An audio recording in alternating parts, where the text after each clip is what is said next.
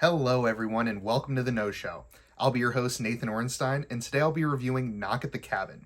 Knock at the Cabin is written and directed by M. Night Shyamalan and stars Dave Bautista, Jonathan Groff, Ben Aldridge, Nikki Amuka-Bird, Kristen, Abby Quinn, and Rupert Grint.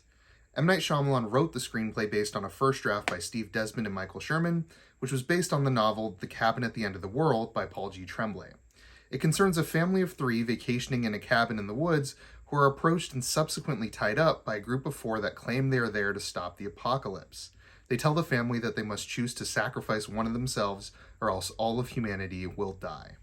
So here we are with another film by M. Night Shyamalan, one of the most notorious filmmakers of the 21st century, who's created some truly great films as well as some of the worst movies of all time. You never really know what you're going to get with him, but after 2021's Old, which was a complete and utter disaster, my hopes weren't especially high for this one. But he's a filmmaker that puts his all into his movies, for better or worse, but that passion for filmmaking really bleeds through each and every one of his movies, keeping them at least interesting, even if they end up being complete failures.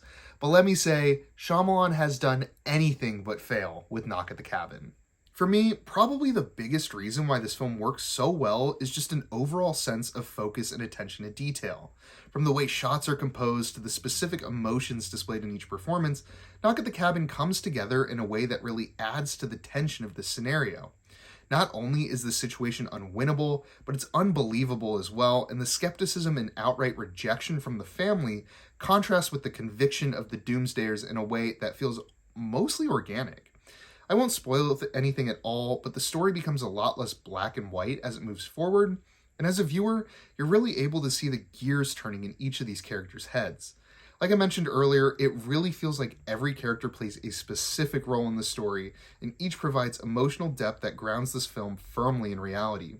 I thought the whole cast did a great job here, but most notable is Dave Bautista in his first headlining dramatic role. There is so much pain and compassion in his performance, and I really hope this is a jumping off point for him to be in more dramas. Getting back to the full cast of characters though, everyone is given just the right amount of characterization, and it makes each of their motivations and roles clear without really holding your hand through the story. I will say though, one of my few gripes with Knock at the Cabin are the flashbacks. There's just a handful of these, just quick flashbacks featuring husbands Andrew and Eric, and sometimes their daughter Wei as well. And these flashbacks don't really serve much of a narrative function. Instead, they're there to kind of flesh out these characters and provide a bit more insight into their relationship. I have no problem with the content of these flashbacks at all. It's more that they just feel unnecessary. Like I said before, this movie already does a great job at characterization. And since the purpose of these flashbacks is just to further build these characters, it didn't feel necessary and honestly felt a bit redundant with what we kind of already get in the present day stuff. I do appreciate how the flashbacks are handled in terms of just narrative structure, and it doesn't really break anything up, but at the end of the day, thinking back on the movie, I just don't really think there was anything to gain from these. Back to the positives though. One of my biggest complaints in Shyamalan's movies is how he writes dialogue. Now, I don't fully know how much of the dialogue in Knock at the Cabin he's fully responsible for, or how much came from the original draft by Desmond and Sherman, and frankly, it doesn't matter. What I do know is that the dialogue here works really well, which is important in a movie that essentially takes place in one location and relies heavily on dialogue. There are still some stumbles here and there, though, notably with some strange attempts at what I think was humor, and perhaps some over-dramatic moments as well, but overall this felt like a huge improvement. There's no element of Knock at the Cabin that stands out among the rest, though. It's a movie that works as well as it does because each aspect of it is working so well in tandem with each other.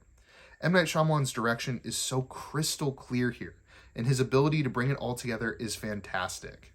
I guess I should briefly touch on the ending, since big twist endings and reveals have kind of become Shyamalan's brand in Hollywood. A twist like that can make or break your movie, and that sentiment doesn't apply to anyone better than it does to Mr. M. Night Shyamalan. Don't worry, I am not going to spoil the ending at all. I'm not really even going to talk about it. I just want to say that it left me satisfied. I think this is an aspect of the movie that could have used a bit of work, maybe a bit of improvement, but what we got, I'm more than happy with. If you couldn't tell by now, I loved Knock at the Cabin.